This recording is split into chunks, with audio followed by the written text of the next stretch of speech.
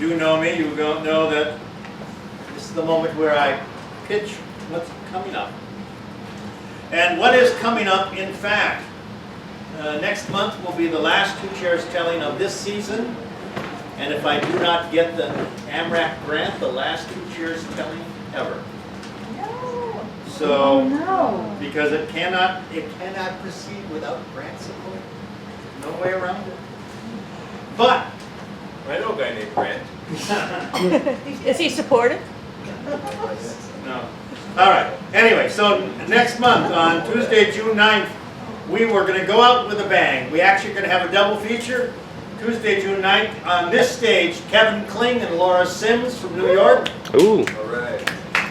And on Wednesday, not here on the stage, but at the Hennepin History Museum on 3rd Avenue, right across from Fair Oaks Park, Laura Sims and yours truly.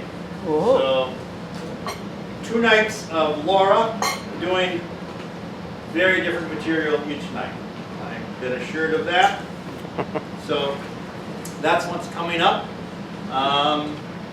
In between, Two Chairs Telling is sponsored in part by the Northland Storytelling Network, for which we are very grateful. They help pay for the transportation costs to bring people in. And by Cheap Theater, who have a show coming up on usually it's the 3rd Saturday of the month, which would be The 24th. the 20th. Thank you. Thank you very much for that. So, and their shows are over at the Black Forest Festall Room. You can talk with Richard. He'll know what they've got on their schedule. This pairing tonight. You know, during the course of a season for Two Chairs Telling, I try to kind of cover the range of possibilities, the range of styles, the range of personalities, and every once in a while I feel this tremendous urge to just kind of get down to the actual, as I said in the promo, back down to the roots. And so we have 2 of the most rooted people I know.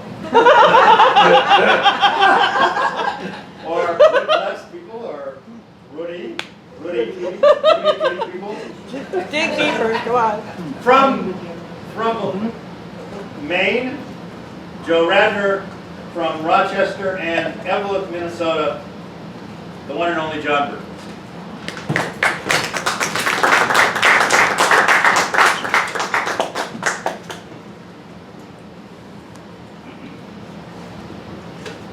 Tune up the room.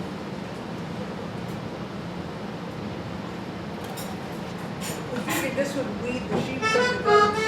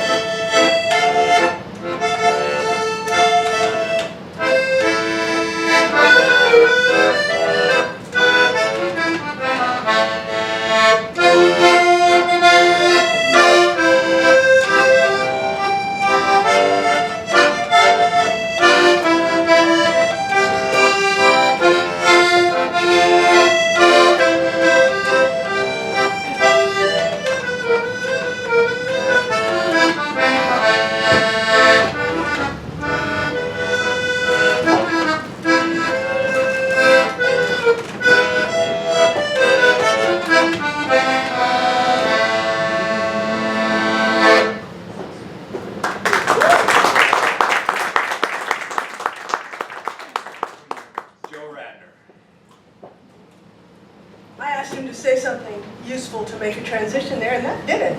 I suspect, I mean, roots Roots. We have roots. Roots.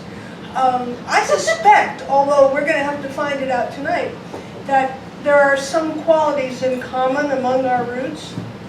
Mine don't waste words either.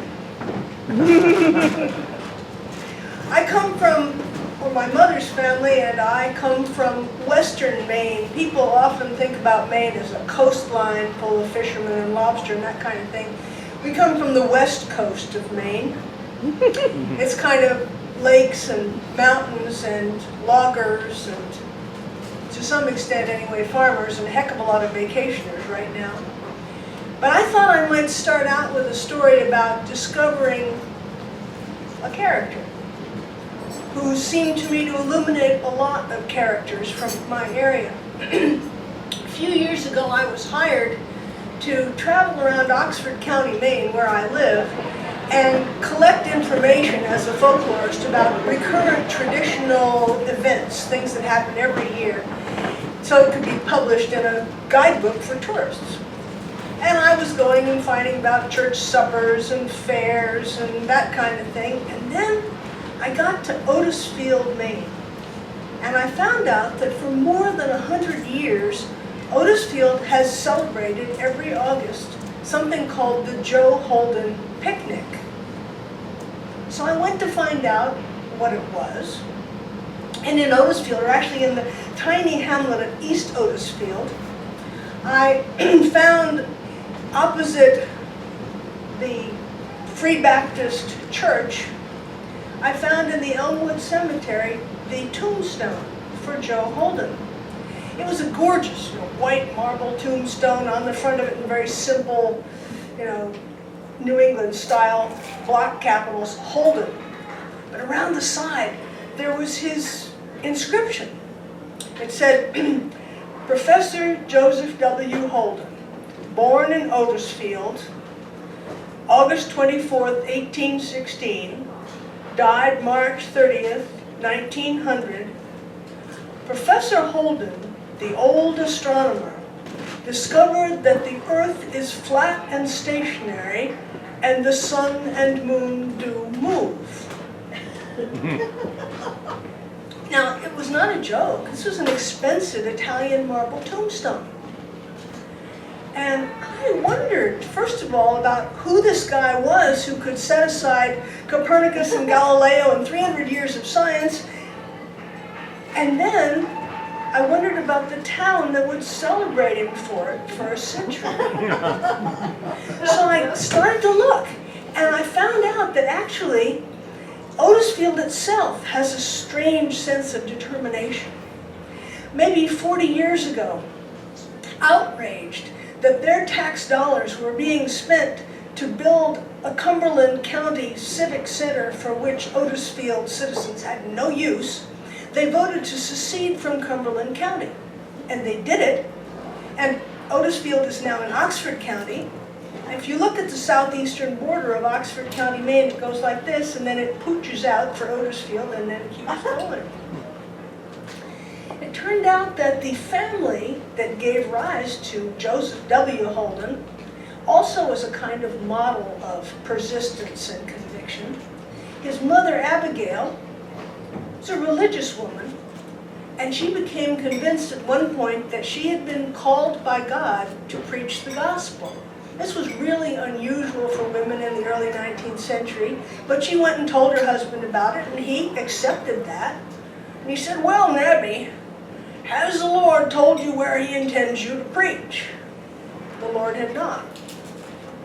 Well, why don't you get the horse, give him his head, and see if he takes you to where the Lord intends you to do your ministry? So she went into the barn, hitched the wagon to the horse, urged him out the back door of the barn. The horse, she gave him his head, made his way around the house and back in the front door of the barn.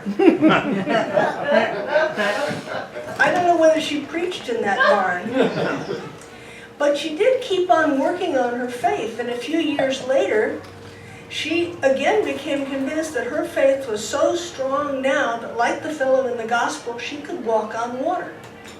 So she told her husband about it, and he accepted that. And he put her in the buggy, and they drove down to Saturday Pond in Otisfield.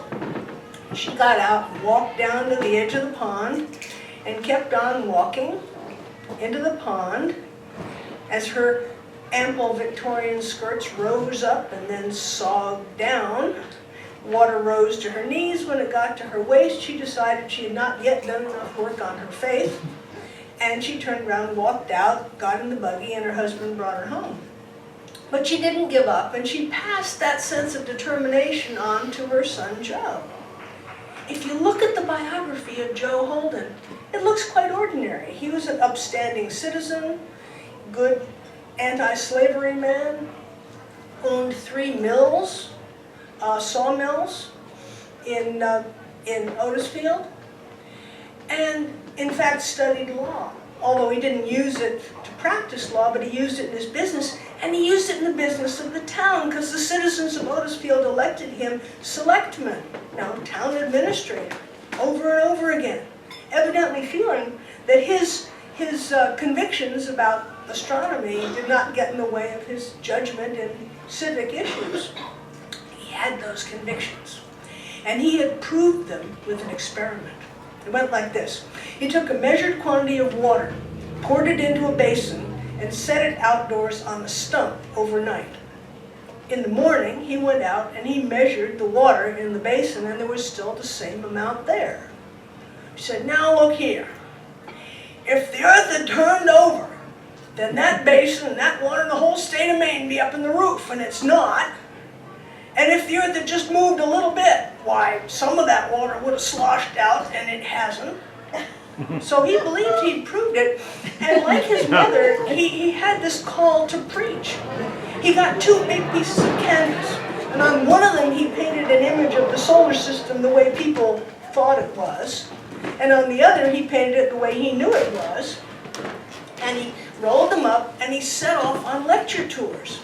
He lectured in Portland, he lectured in Bangor, he lectured all the way up the state of Maine to Aroostook County, went down to Boston. In 1893, he went to the Chicago World's Fair and lectured there. He was unstoppable. In later life, he started to haunt the halls of the legislature in Augusta, Maine. And when a legislator passed by, he'd buttonhole him and tell him his theories. He was a very unusual lobbyist. And he was hard to stop. He was interviewed once by a fellow from the Lewiston Sun-Journal who reported, he'd said, well, just the other day, said Holden, one of them professors down to Bates's College said to me, why, Mr. Holden, there ain't no defeating your opinions. And I hadn't begun to tell him half of what I had up my sleeve. He was that kind of guy, but he was tested. At one point, some of the rowdy youth of Otisfield decided to prove him wrong, and they came to him and they said they wanted to do an experiment.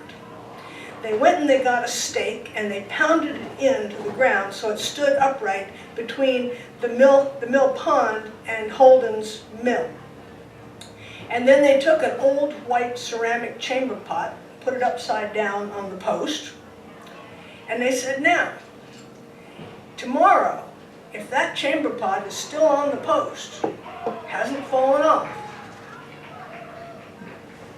we'll agree that the earth is flat and stationary.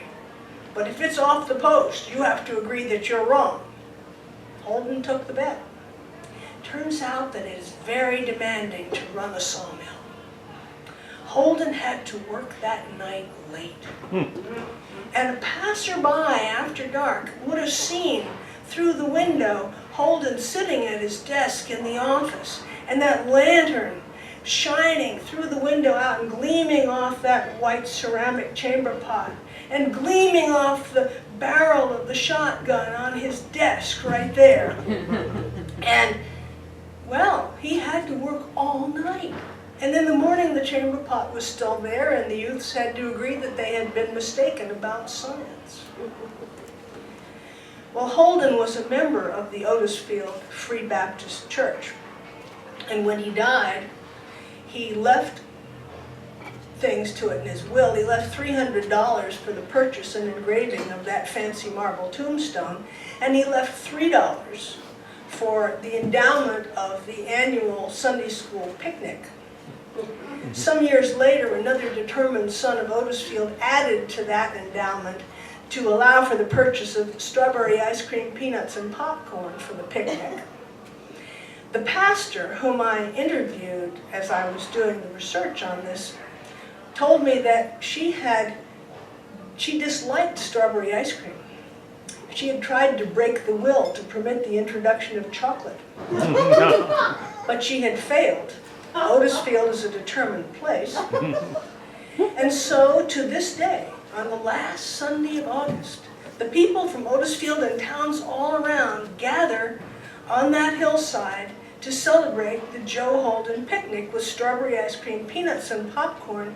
And as the late Nellie Hankins said, we raise our cups to old Joe, not for his scientific acumen, but for his positive and contrary spirit.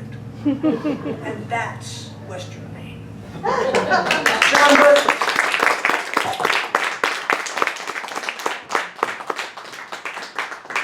So I grew up on the Iron Range in Eveleth, and we have a coast there too, except it's long gone. The Iron Range stretches, let me see, like this, right? And then there's a little bend in it right here. Yep. And then it goes off like that. This was all seacoast at one time. And the shoreline, the iron ore is along the shoreline. And it was laid there as a deposit of iron-bearing bacteria that washed up on the shoreline. And Eveleth is right in this little, it's right there where it curves around. And so the town was built down on the flat, and they had to move it. Everybody knows about Hibbing being moved because people in Hibbing broadcast that all over the place. Eveleth has been moved, and Gilbert has been moved, and a lot of the towns have been moved. Parts of them have been moved. Well, Eveleth got moved up the hill. And so it's on this little bend, and so there's a hill, the city's on the hill, but then there's a hill on the other side of town too. It's kind of, and it's that hill I want to talk about, Adams Hill. Adams Hill was where the road used to go up over Adams Hill to get over to Virginia.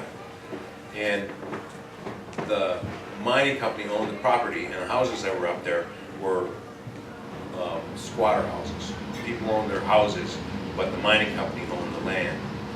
And one of the things in that town, first of all, the language was different. People, for example, if you count on the Iron Range, it's 1, 2, 3, 4, 5, 6, 7, 8, 9, 10, 20, 30, 40, 100. The numbers are different. The words are different here and there, like G-Jet, no Jew. Want some? What you got?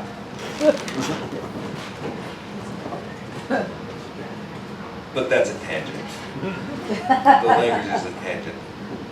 The folks up there were hardworking, and it was isolated, and the only way you could get fresh vegetables was if you grew them yourself. So everybody had a garden in the yard. And some of these gardens covered every square inch of the yard. There was always horseradish just outside the fence at the alley, and rhubarb, and every kind of vegetable that would grow, and everybody had a garden. Up on Adams Hill, those people had gardens too, and they had a nice southern exposure, and so their gardens grew better than the people down in the valley. The mining company decided to expand the mine into the top of that hill, and they made everybody move. And old man Bazizovich had a house up there that he built, and it was in the fall of the year that his house got moved from Adams Hill down over to the other slope. And all winter long, he complained about how that house creaked. It never creaked before. He had to move it. And he groused and groaned and complained all winter long. And he was well into his 80s. And spring came, and he looked out in that new yard of his, and there was no garden there. He had worked on that garden up on the hill for 50 years, and the soil in that garden was his soil. It could grow whatever vegetable he planted. And so he borrowed his son-in-law's pickup truck, and he drove back up there, and he filled up the back of the pickup with the soil from his old garden, and he hauled it back down to where his house now sat, and he unloaded the pickup. And then he went back up for another load, and he brought that back, and he unloaded it, and he said, I need one more load. And so he drove back up there for the third load, and that's where they found him, standing. The shovel was standing up against the side of the pickup, and he was lying there, and that was the end of it for him. He was moving his garden.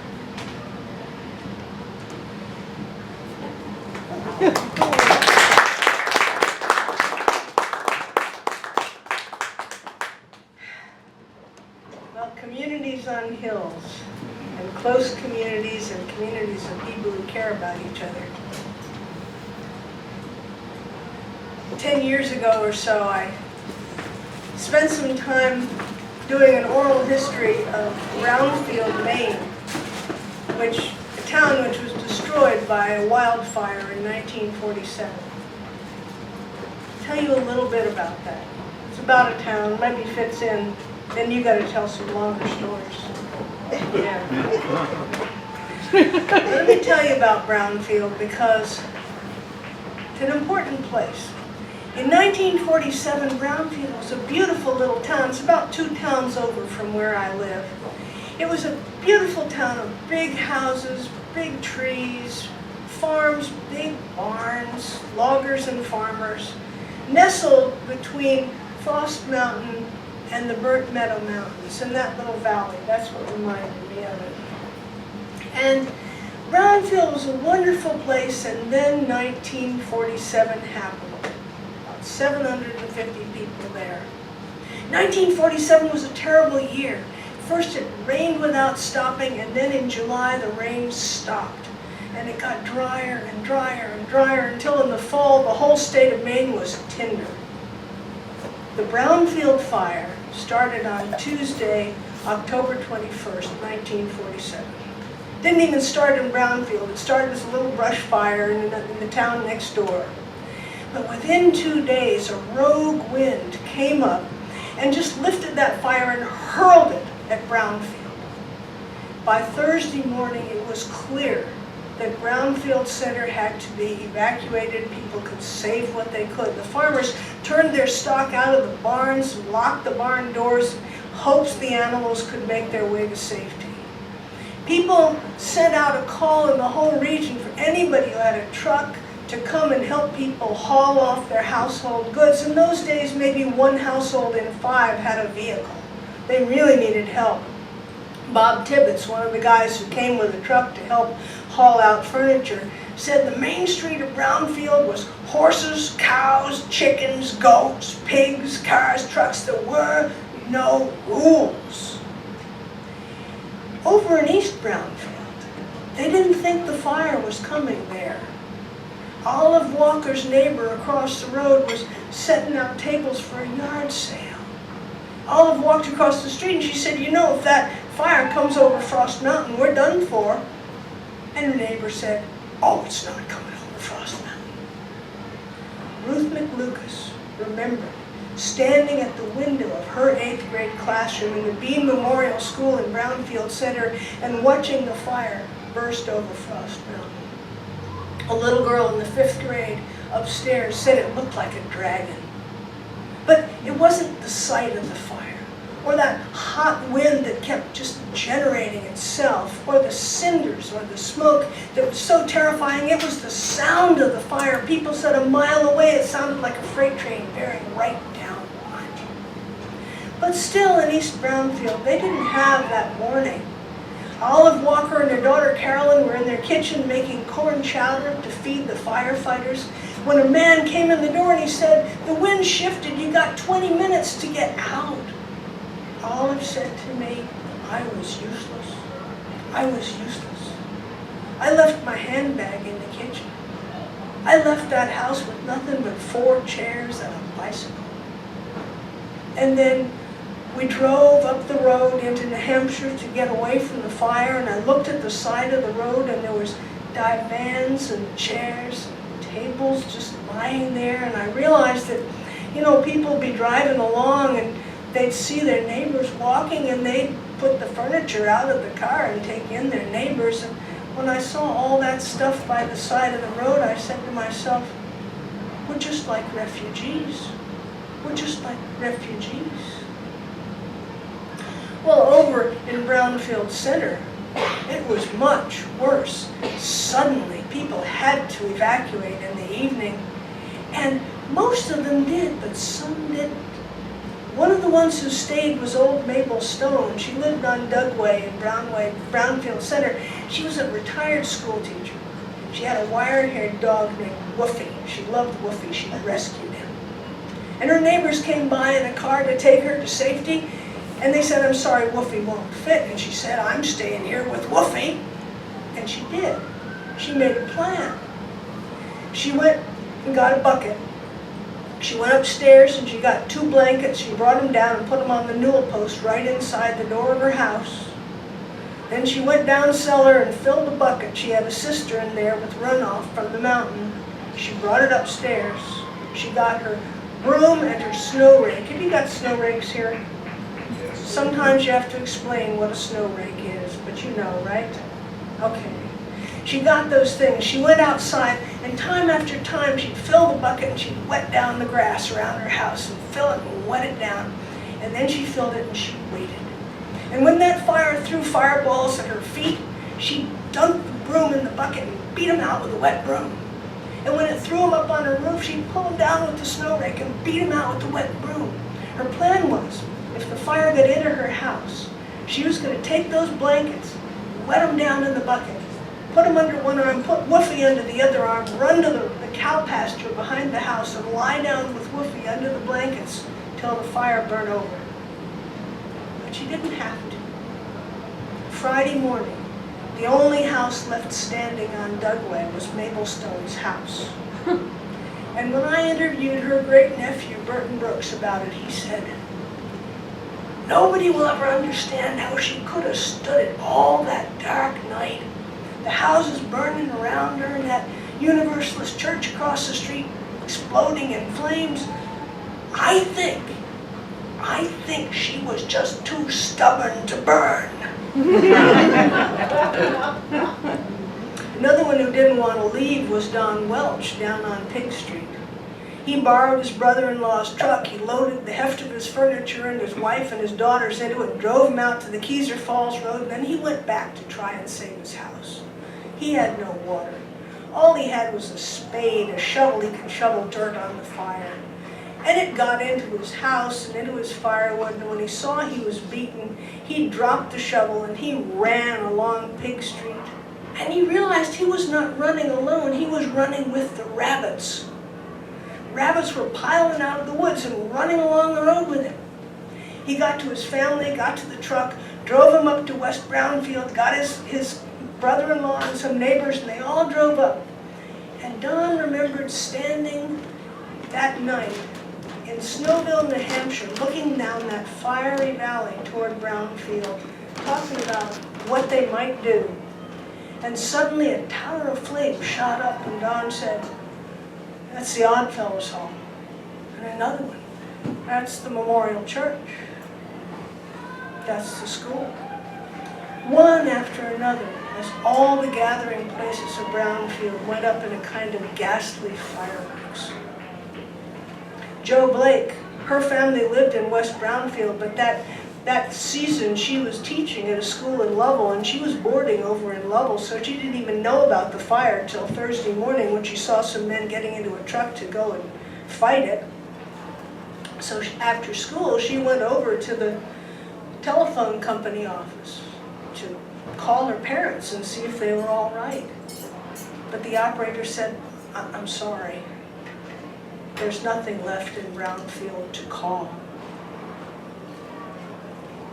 And the day and days after the fire,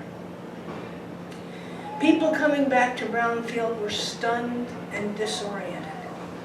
Carrie Pandora said it was just right down flat. It just dropped you right down. Brownfield was ashes, cellar holes, blackened chimneys standing like tombstones, twisted piles of roof metal, sinister nests of telephone wires and power lines. And the fire wasn't even really out for days till it rained.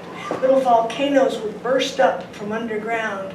The skeletons of trees would fall at random, and the fire got to their root systems. A reporter from the Portland Press-Herald flew over Brownfield the day after the fire, and he said, it was like the war. It was like the atomic bomb. And this was 1947. Everybody knew what those pictures looked like. But in all of that, the amazing thing is that not one human life was lost. When I asked Olive Walker why that was, she said, people were always taking care of somebody else. A couple of days after the fire, a reporter from Collier's came into Brownfield and he found a young man, an Army veteran, combing through the ashes in the cellar hole of what had been his house. And he said, are you going to leave Brownfield now? Why no? Only the houses are burnt. Brownfield's still here. It's just a little sample of what people told me. And I made, in honor of the town, I made a big story about it called Burnt into Memory. A couple of years ago, I was invited to tell it out in Boise, Idaho, at a time when there had been a lot of very big wildfires and famous ones in the Boise area. And I told it, and then afterwards we were having a kind of Q&A, and I asked the audience, is this a story that should be told anywhere outside of New England? I mean, it's more than 60 years ago, and people fighting fires with shovels and hoses and no communications, no air packs. Is it relevant? And a fellow stood up in the back and he said, yes. He said, we need to hear this story, because right now we've got technology, we've got chemicals, we've got helicopters, but we don't have neighbors.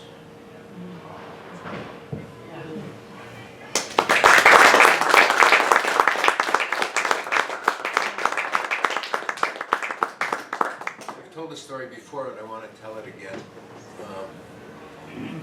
When I was growing up, there were interesting characters in my town. And I've been thinking about them this past couple of weeks. There was a little old man, about that high, who I would see walk past the house in the evening. He was heading downtown. He wore a straw hat, with the flat brim of those boulders, and he had on a little camel colored sport coat and a red and white striped bow tie and nice slacks and two-tone shoes, sometimes maybe even spats. And he carried a little cane with a shiny head, and I would see him heading downtown, and I never saw him come home, ever. And I asked, who is this guy? Oh, you don't want to know who he is. He was a little Italian, and he lived in Parlante's building. Parlante's was a grocery store on the corner, and the building took up the whole half a block all the way to the alley. And the family lived on the second floor, and then there was a third floor and another up above. There were apartments, and they were all Italians who lived in this building, and he lived in that building. And he never worked. The story that I heard was that whenever he ran out of money, he would take a walk down to the edge of town to Fail Pond. And he would wade into the water and he would find that package that he had put in the water. And then he would disappear for a few days, and he would come back with all this freshly printed money. So after he died, people scoured that pond to try to find these plates that were supposedly hidden there. Now, I don't know if that's a true story or not. But that's just one of the characters. There was Joe Bogdanich, who was a folk artist. He made things out of wood and rocks and concrete. And somebody had given him a wood burning tool, and so he would burn pictures of moccasin flowers and loons, and he would mount these rocks on a piece of wood, and then he would say, "Dedicated to the mothers," and there'd be a loon on one side and a moccasin flower on the other. And every time there was some kind of an event, he would create one of these things. And he did one that he wanted to take over to the county fair in Hibbing, 25 miles away. And he talked the guy who had a little trucking company into hauling it for him. And the guy showed up, and there was this wooden frame filled with concrete with rocks embedded in it, different kinds of iron ore and agates, and emblazoned in the wood frame all the way around were moccasin flowers and loons, and dedicated to whatever he was dedicating it to. The guy with the trucking company had to go and get a front-end loader to lift it up onto a flatbed truck, because he had originally come with a pickup, to haul it over to the county fair. Joe Bogdanich's his words were, "Take easy, make nice." This is what he said, and I've always considered those to be really words of wisdom. Take easy, make nice. But the story that I wanted to tell you is a story about Marie. Marie was a spinster lady, and I first saw her when I was a kid, and she was a very thin lady who wore a long black dress with the buttons all the way down, and those kind of sturdy shoes with the little riser heels on, and she wore a little tight cap. And I found out later that she actually had a job. She lived in a house that I passed on my way to school, and the shades were always pulled. There was a big fence over the yard, and it was like, I don't know, it was a mystery house. And I would see her from time to time walking through the alleys in town. And she always had under her arm a bundle of old newspapers, or maybe a couple of pieces of 2x4 or boards or something that she had picked up, or a bag, who knows what was in it. She was doing reuse and recycle before that was the thing to do. And she had a job. She worked in the school. Now there were 2 elementary schools. She worked in the big one, and I went to the little one. And so I never really saw her in that situation. And she went to the big Catholic church, big, huge stone Catholic church. It had a clock tower, and bells that chimed every 15 minutes and on the hour. So as a kid, we always knew what time it was. It was either quarter after, and then we'd listen to what the hour was. Well, she went to this church, and she was part of the crew that helped out at funerals in the kitchen for the funeral lunch. And they looked for her to come and help because she came early, and she stayed until the end, until all the dishes were washed and put back in the cupboards, all the silverware was back in the drawer, all the pots and pans were scrubbed, and all the tabletops and counters had been wiped clean. And then she always took a little bit of the leftovers, made herself a tray, and took that home with her. And I think that's what she lived on. I would see her later in my life in the library, where she went to read the paper every day. And one day, one of the teachers that she knew when she was working in the school died. And so she went to the funeral, and it was not in the big Catholic churches, it was in one of those other churches, that Lutheran church, I think. And she had never been in the Lutheran church before. But at the lunch after the funeral, she noticed they seemed to be short-handed in the kitchen. And so she walked over to the kitchen and she peeked in, and there was a rack of aprons, and so she put one on and she went to work. And she stayed until the end. She stayed until all the dishes were back in the cupboard, all the silverware was back in the drawer, all the pots and pans had been scrubbed clean, and all the tabletops and counters had been wiped dry. And then she went over to where the leftovers were, and she made herself a little tray, and she took it home. And none of the other women in the kitchen knew her at all, except for the fact that she was around town, and they didn't say anything because she worked hard. She stayed until the end, until everything was done.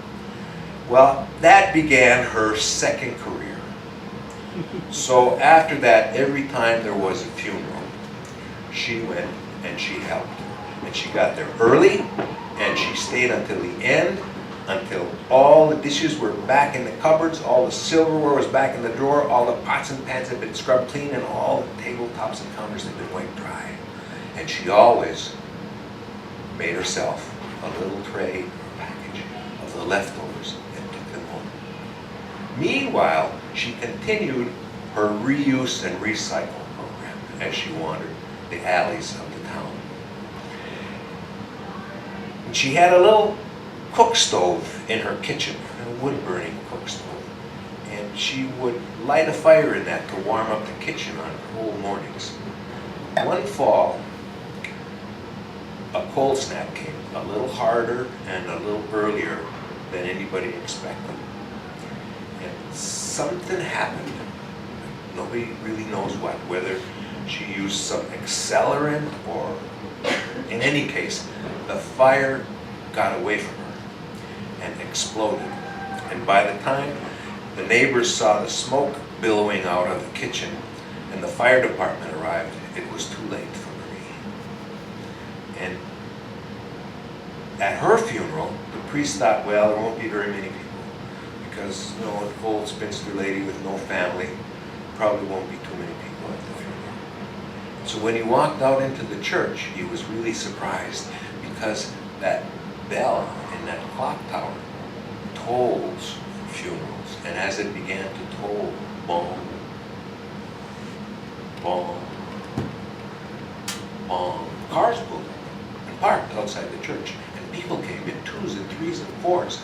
And they all entered the church and they filled. The church was full. Bruce was astonished because these weren't members of his congregation at all.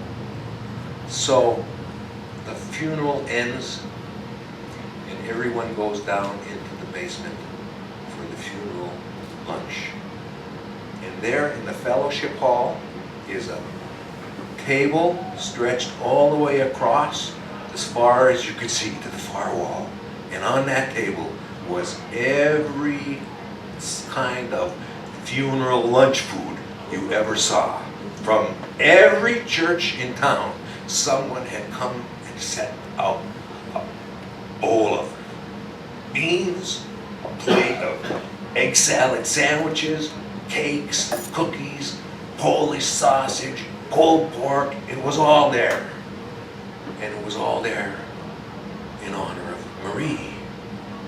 And when the crew in the kitchen were done, and all the dishes were back in the cupboard, and all the silverware was back in the drawer, and all the pots and pans had been scrubbed clean, and all the tabletops and counters had been wiped dry, they turned to go, and there were the leftovers. And one by one, they each got themselves a plate and piled it full and left.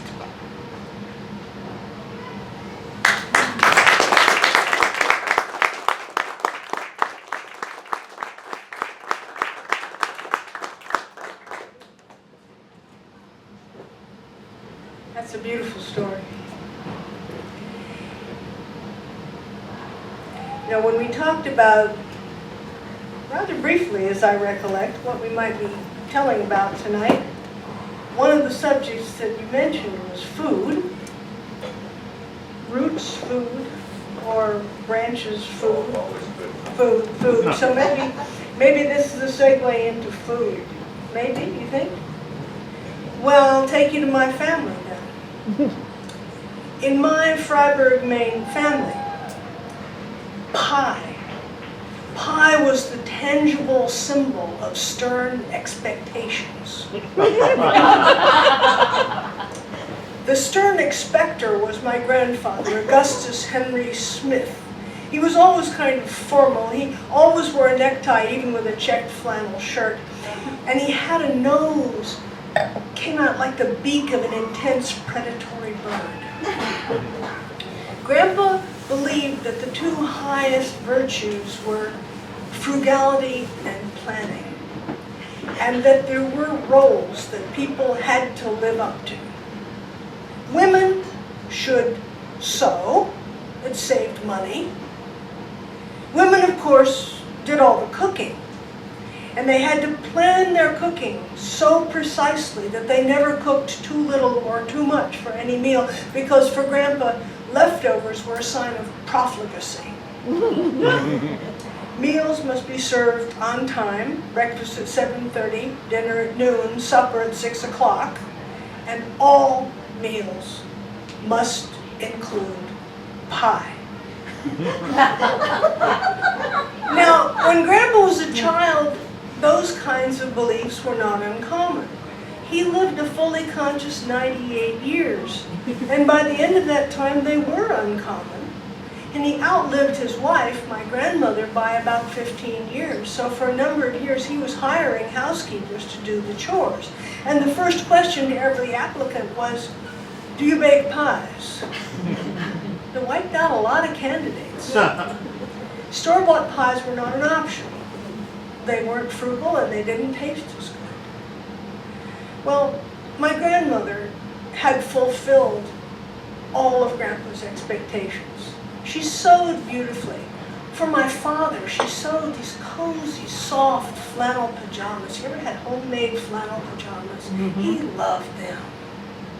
And she was a really good cook, not just pies, but muffins and biscuits and brown sugar cookies and fried dough and donuts, all the compulsory cultural carbohydrates.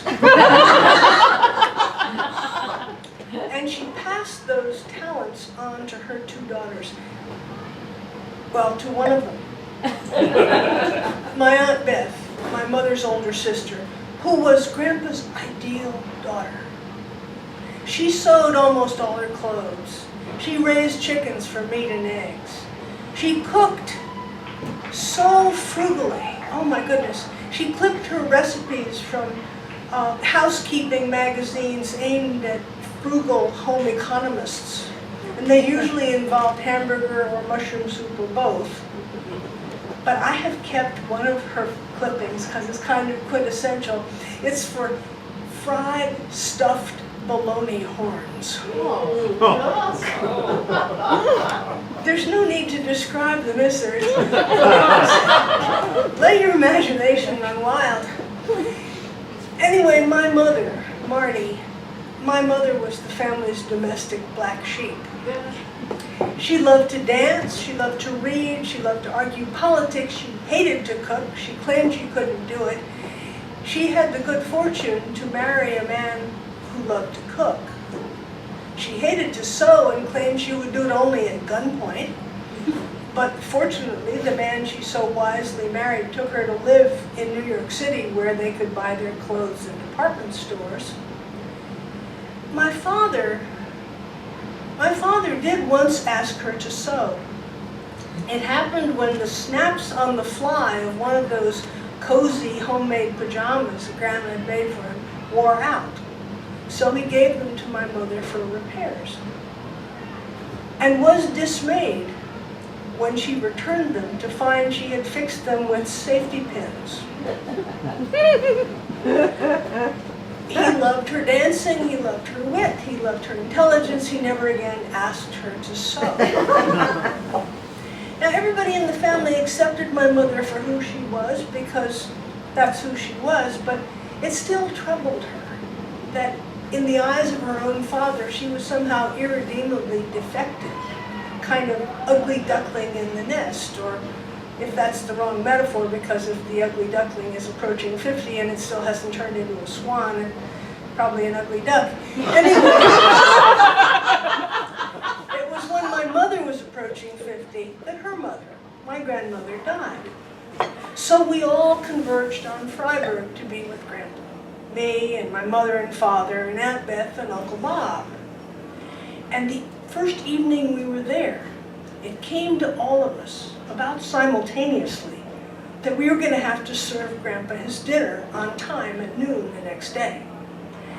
Before my aunt could propose one of her frugal casseroles, my father leapt in and offered a most unfrugal steak dinner, which was okay, but there was a problem because he was from West Virginia, which is a state with perfectly good cooks, I'm sure, but he had not grown up with the tradition of mandatory pie. He didn't bake. And then into that void, my mother said, "I'll bake the pie." There was a stunned silence. I said, "I'll help." I had no more idea than she did how to bake a pie. No one else said a word. My mother found an old Fanny Farmer cookbook. We gathered ingredients. In the morning I went to the A&P and I bought a pile of apples, and I peeled them and cored them and sliced them while my mother wrestled, and that is the right word, with the crust. She'd roll it out, it would stick the rolling pin, she'd scrape it off, add a bunch more flour, roll it out, scrape it off, add flour, roll it out, scrape it off. For a long time. Until finally she arrived at a couple of relatively round crusts, and she fitted one into the pie pan, and I piled in a mountain of apples, and then I read the recipe while she added the flavorings. Nutmeg, don't. Cinnamon, don't. Cloves, don't. Lemon juice, sugar, don't. Dot it with butter. And then she fitted the second crust, sealed it around the edges, took a knife and stabbed a few vent holes in the top of the mountain as Fanny Farmer directed, and put it in the oven. All this time, no one had come near the kitchen. But as the pie baked, the aroma began to fill the house. It smelled phenomenal. People sniffed and smiled and anticipated. Well, we served dinner almost at noon. The steak was all right, although a little too pink for the New England sense of safety. We cleared the dishes, and my mother brought out the pie. It was magnificent, a golden dome. She looked so hopeful, so eager. She set it in front of Grandpa. He picked up the pie server, pressed it onto the top of the mountain. Nothing happened. The crust did not dent. He raised it and knocked a few times. It's like knocking on a hollow door. My mother was looking worried. Aunt Beth went out to the kitchen and brought Grandpa a clean steak knife. He stabbed it through the top of the mountain and carved out a piece of pie, lifted it out with the pie server, set it on a plate, and then just stared at the pie. And then he rotated the plate so we could all see it. And there, under the magnificent golden dome, was airspace down to a well-cooked layer of apples. My mother was holding her heart in her hands. Grandpa took the steak knife and carved out 6 equal pieces, no leftovers, served them on plates, passed them around the table, and we all waited. And at the same moment, we lifted our forks with our first bites. Eyebrows flew up around the table. My father said, "Nutmeg, good." Aunt Beth said, "I've always liked cinnamon." I said, "Cloves are distinctive." Uncle Bob, never a slave to manners, burst out, "Has anybody tried the lemon yet?" My mother was looking down at the table and rocking back and forth. She didn't even look up when Grandpa said, "Marty, Marty, this is a memorable pie. I thank you." Their eyes met. Grandpa's mouth started to twitch at the corners. He smiled. And then in the midst of his bereavement, he burst out laughing. My mother didn't crack a smile. She said, "You're welcome. Tomorrow, I'll bake you another one." And she did. And it was better. And over the years, her apple pies got better and better, and she became the official apple pie baker of the family. But she could never serve one without somebody muttering, "Has anybody tried the lemon yet?"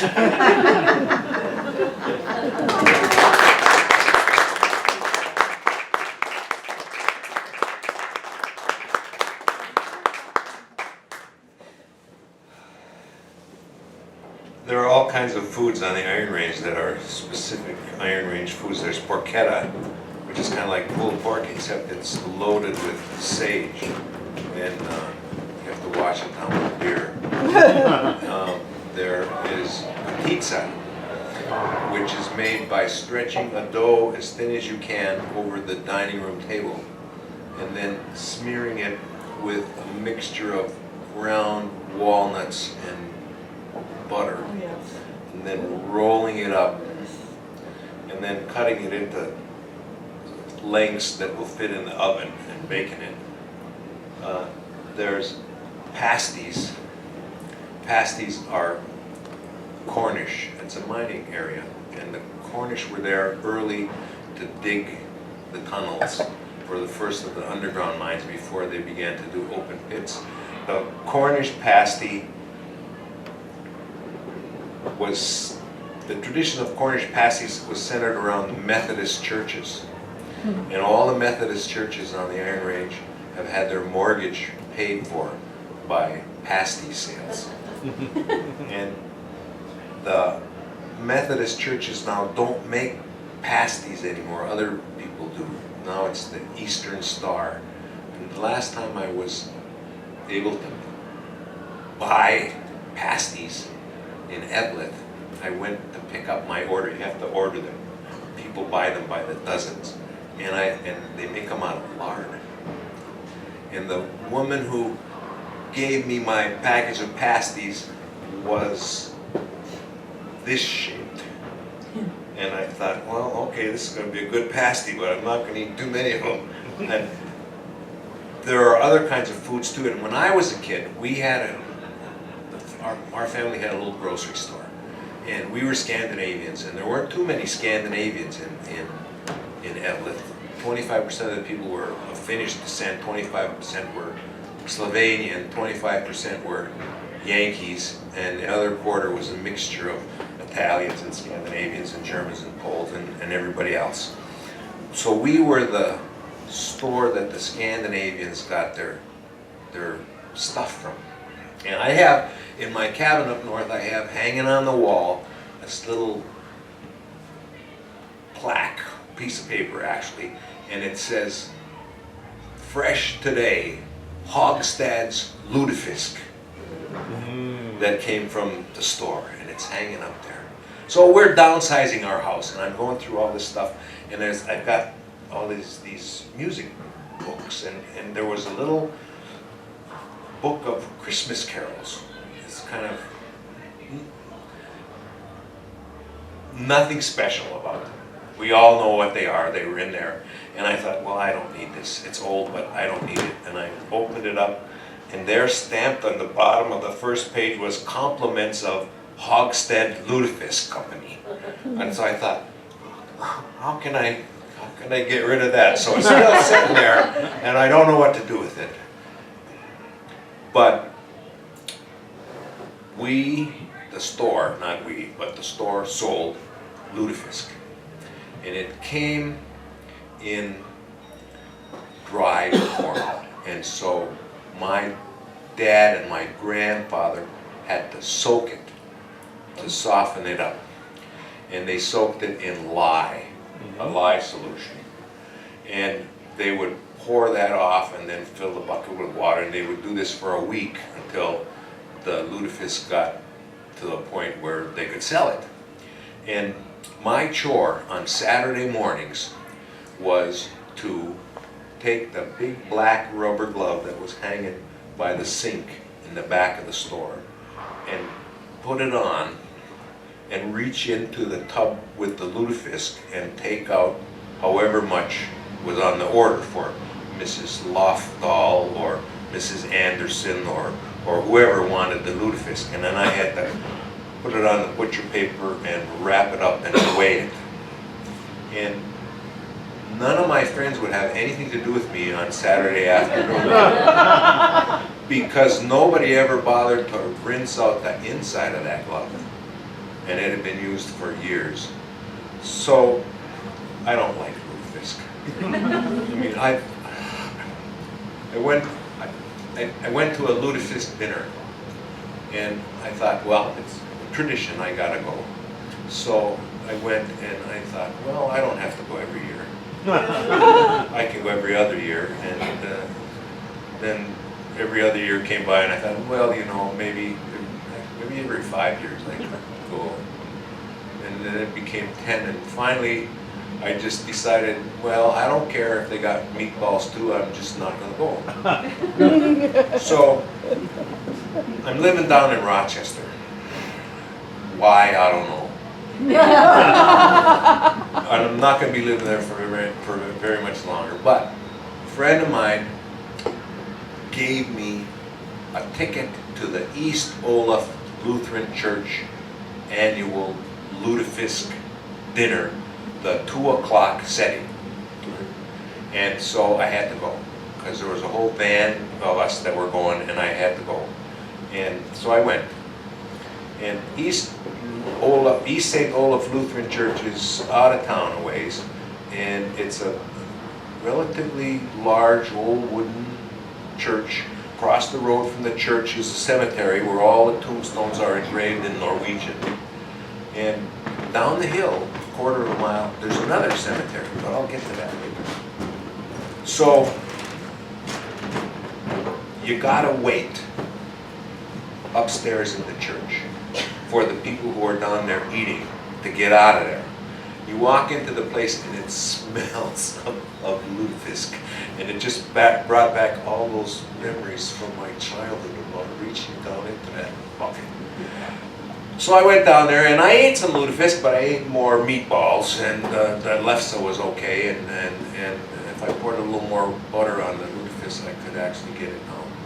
So the meal is over, and we all get back in the van, and we drive down the hill to that other cemetery that's down the hill about a quarter of a mile away. And I said, what cemetery is this? He said, this is from the Schism. It seems sometime in the late 1800s, they had a theological debate in this church. There was a disagreement, and a group of the members split off and founded their own church. They just couldn't go along with the rest of them. This happens, you know. There's even a joke about it. The Swedes, it's a Swedish sailor, is stranded on a desert island. And finally a Swedish ship lands on that desert island, and they see this guy, he's sitting in front of a little shack, and so they go up to him, they find out he's a Swede, and they say, "Oh, do you want to go home?" And he looks up and says, "Yeah, I think so, yeah. I've been here a long time by myself." And, "Is this your house that you're sitting in front of?" "Oh, no, no, this is my church." He says, "Oh, and well, what's that building over there, that little shack over there? Is that your house?" "No, no, no, that's the church I used to go to." So here are the Norwegians, and they had a schism and they founded a new congregation. Time went by, and attrition and hard times and memories disappeared, and so the breakaway congregation melded back into the original church, and everybody was happy until some bright person in this congregation decided to note the centennial of the schism by restaging the debate. That's exactly what happened. So now there's an East St. Olaf and a West St. Olaf church. And it's the East St. Olaf church that has the lutefisk dinner. So now my question to you is, if any of you want a little songbook of Christmas carols that says Hogstad Fish Company inside it, you let me know.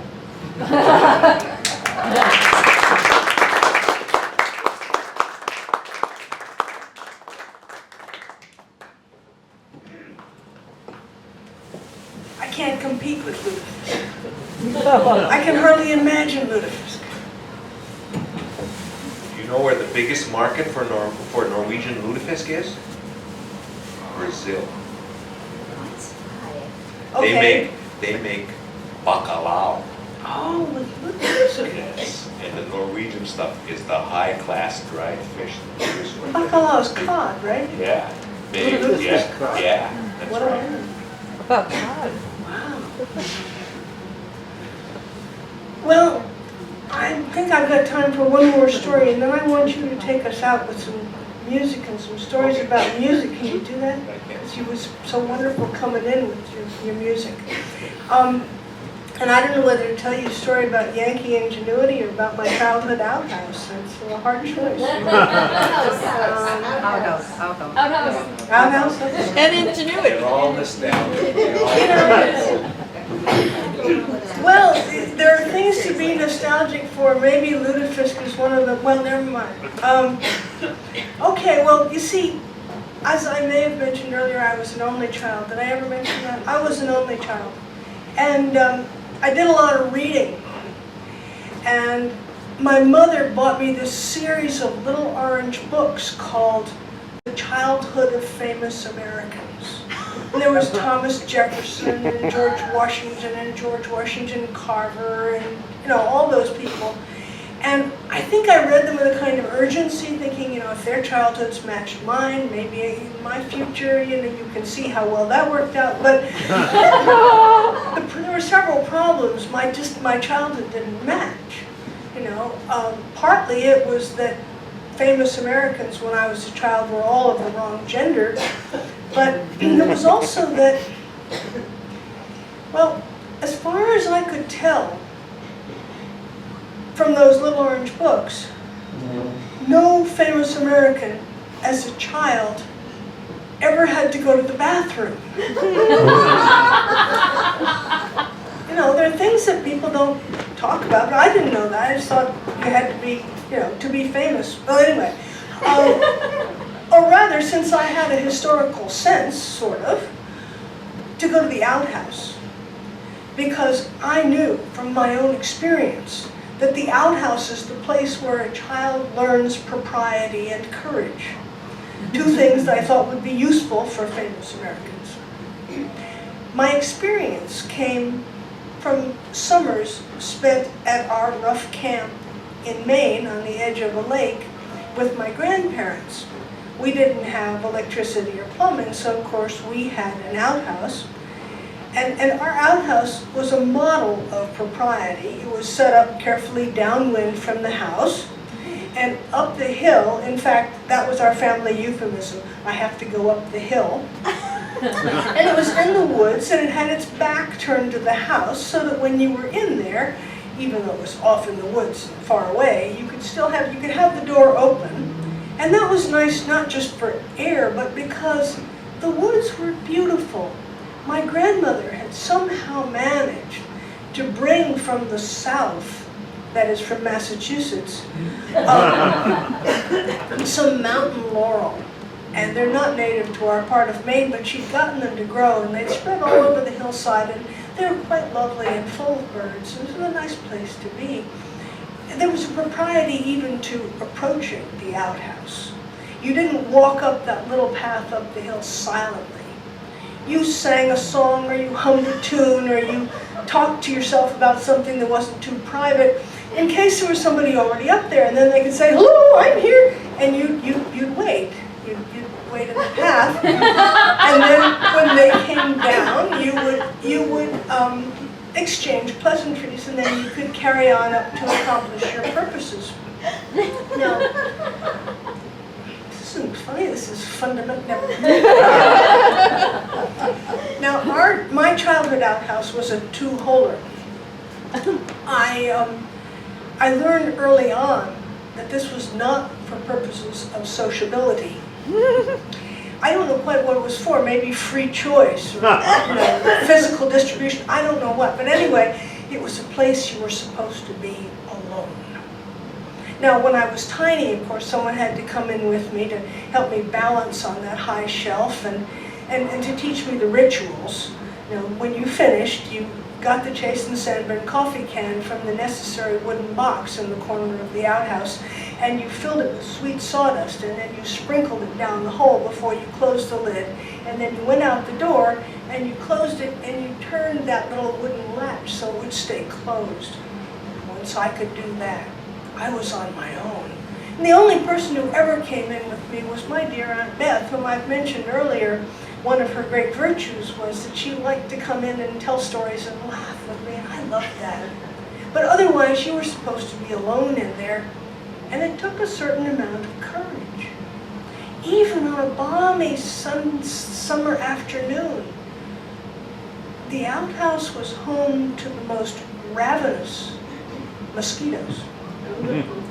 And you'd be there immobilized and vulnerable to bites in places your mother didn't want you to scratch. And at night, it took even more courage.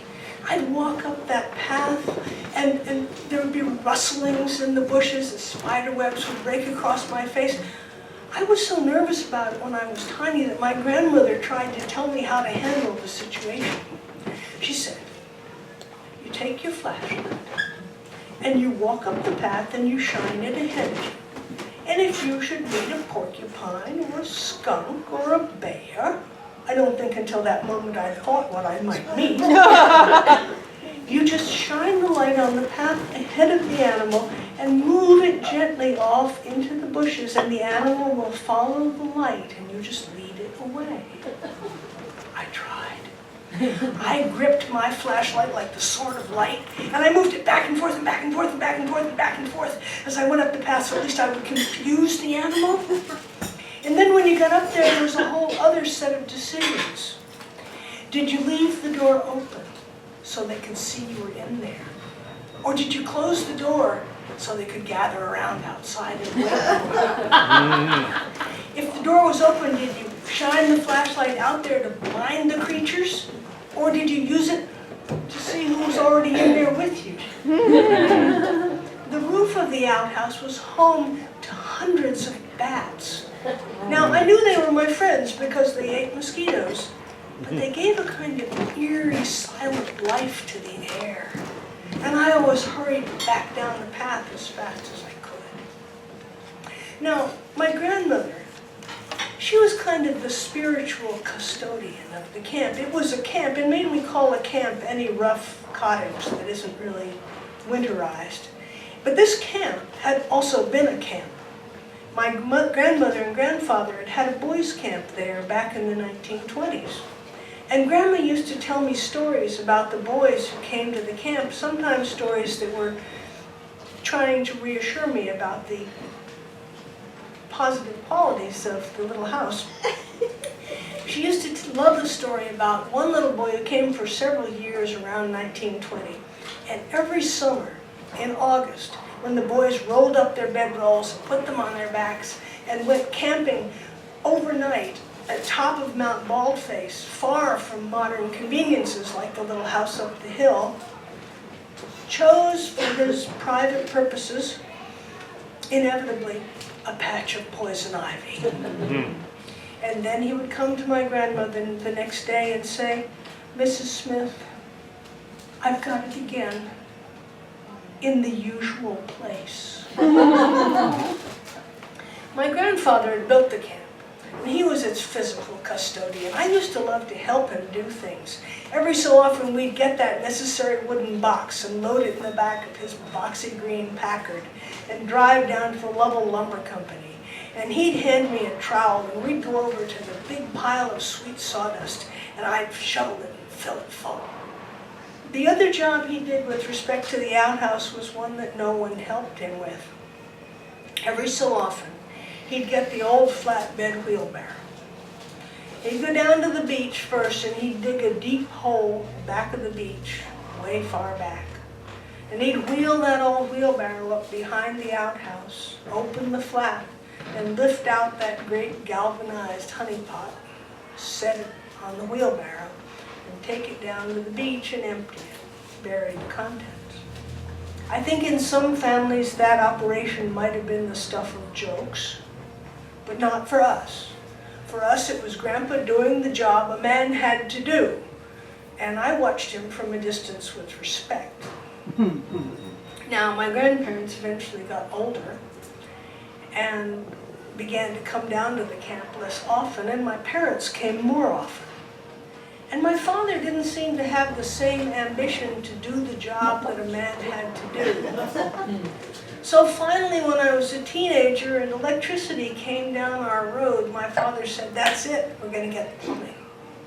Plumbing arrived one day in a huge truck, driven by a man who, in case of emergencies, always kept a little jug of squeezins under his driver's seat. Squeezins are homemade apple liquor.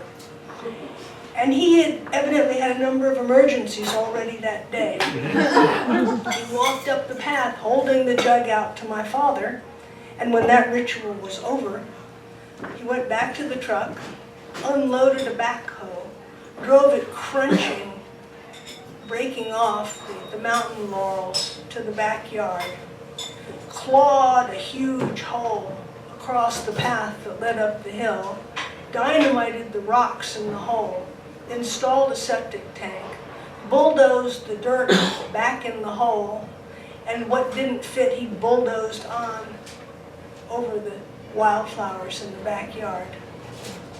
And we had plumbing.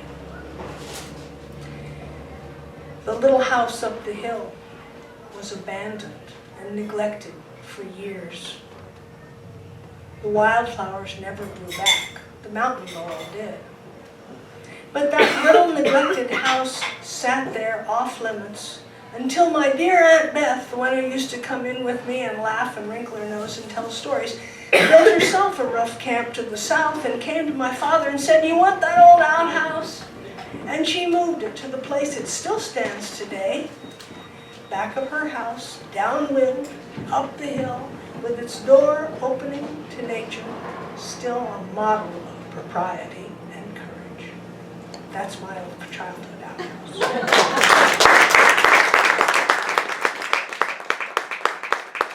And John, you can take us out with something more dignified, surely. I got an outhouse up north too, and I got a wild plum tree outside it, and in the fall of the year, the tree is home to partridge to feed. And so you have to be careful when you go to the outhouse, because when partridge take off, they make a loud noise. It's kind of startling. So you have to kind of be careful if you're on your way to the outhouse and you get startled, you know, you might not make it all the way. And in the winter, you get real regular. So summer's coming and I'm going up north and I'm thinking about a hot, muggy day where I was working in the wood pile. I was splitting wood and piling wood and it just got too hot and muggy and I thought I'm going down to the lake. So I set my axe down and I walked down the hill to the lake and out onto the dock.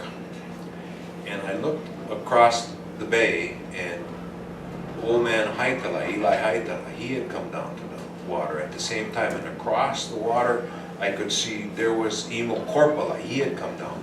And there was the Olsen guy, he had come down to the dock. And Tony Snow had come down to his dock. All five of us had walked down to the water at the same time.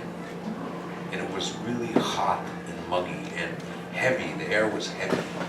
And suddenly I noticed over the water, about head high, swallows. First one and then two and then dozens of them.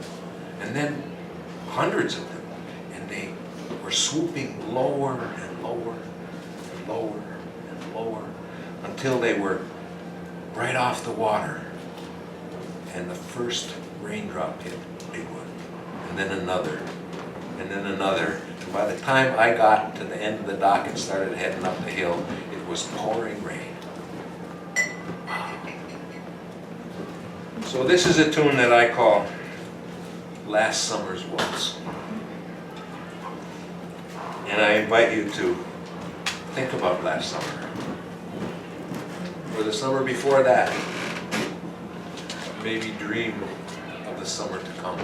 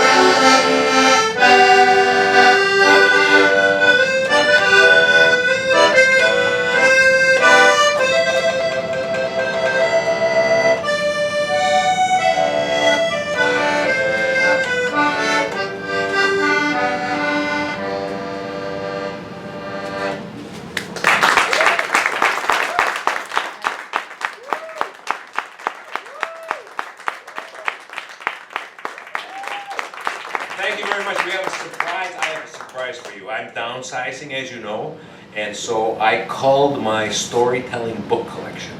And right there on the bench are books that I don't want to take home. They're all about storytelling. Some of them are left over from an after-school program that I did in Chicago. There's really good stuff. And some are just, well, they're all storytelling. A lot of August House stuff. And so if you want to take a look at them and make a donation to my moving expenses, I would accept that, but there they are. And thank you, Joe. This is a pleasure to do this evening. Complete delight, John, thank you. Thank you for coming.